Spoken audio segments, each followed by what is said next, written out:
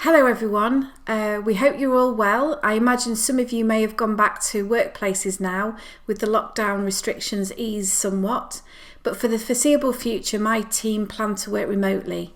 However, it's still business as usual for us and we're all available for any calls or questions. As time progresses, however, we hope to be able to have face-to-face client meetings again.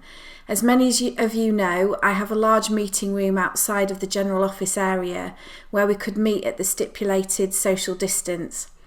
As we've all embraced new technology, we can also continue to meet via Zoom or video call.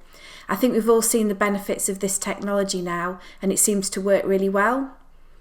Talking about technology working well for us, I wanted to speak to you today about making the best of the services now available to you.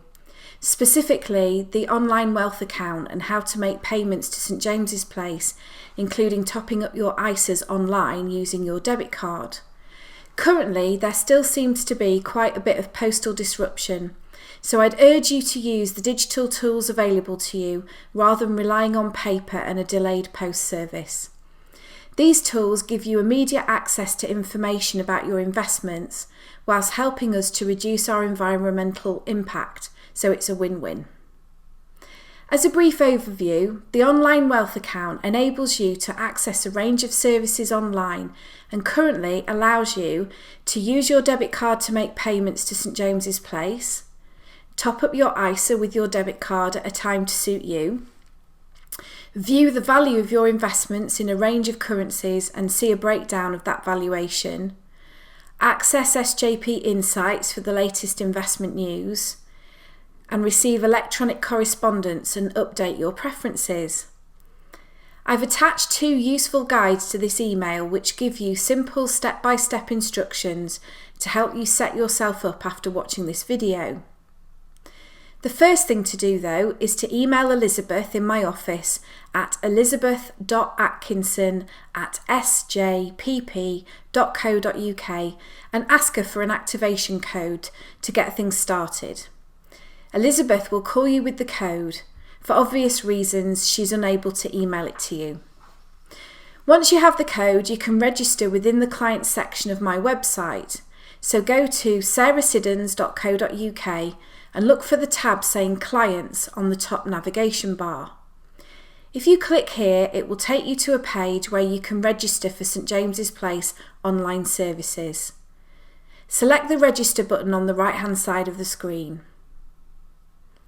Next, choose the I have a code button.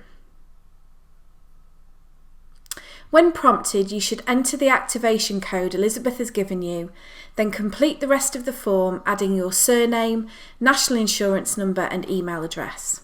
Finally, you'll need to set up your security details.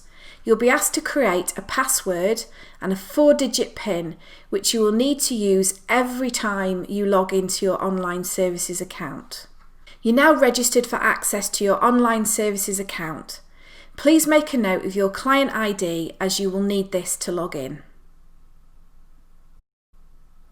Now you're registered, you can log in by entering your client ID, 4-digit PIN and the password. It's as simple as that.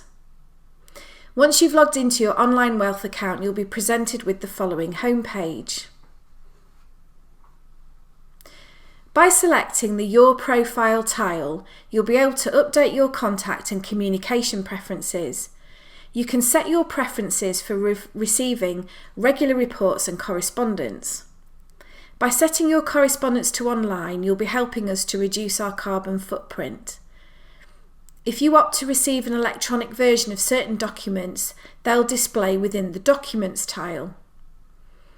Having now set your preferences to online, you'll receive the majority of correspondence about your St James's Place pensions, unit trusts, ISAs and onshore bonds electronically.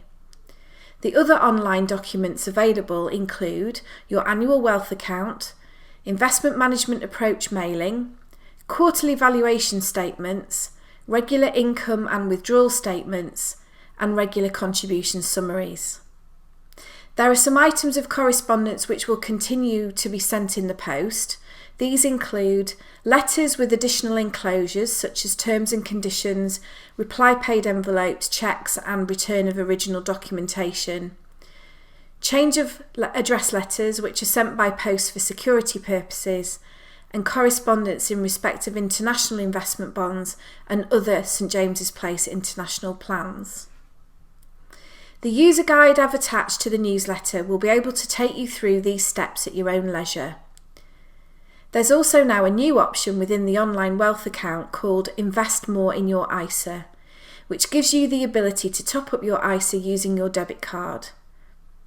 The payments function allows you to use your debit card to make payments to St James's Place.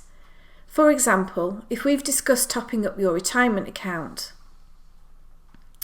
If you wish to invest more in your ISAs, select the Invest More in your ISA tile, and the ISA investment page will display a list of the ISA accounts you have access to. This may include junior ISAs and/or spouse ISAs. The investment amount will default to the maximum available in the current tax year. You can specify a lower amount if you wish, and there's just a minimum top-up of £100. Please refer to the user guide attached to this week's newsletter for a straightforward step-by-step guide showing you how to make these payments. This system also allows you to make an online debit card payment for unit trusts, bonds, retirement accounts and new ISAs, which I'm sure you'll agree is a very useful function. If you wish to learn more, please don't hesitate to contact Elizabeth. You can email her in the first instance at elizabeth.atkinson@sjpp.co.uk, and she'll happily agree a time to call you to go through the online services with you. And if you're confident about setting yourself up, just don't forget to email her for the activation code that will get you started. I hope you found the content of this video of interest. As ever, please let me know if you have any questions or if you need any advice on any of the points raised. Equally, if you have any family, friends or colleagues who need any financial advice, I'm more than happy to chat to them to see how I can help. And if I can't answer their questions, I'm in regular contact with legal, accountancy and business professionals I know who I can put them in touch with instead. Once again, thank you for listening. Until next week, stay well.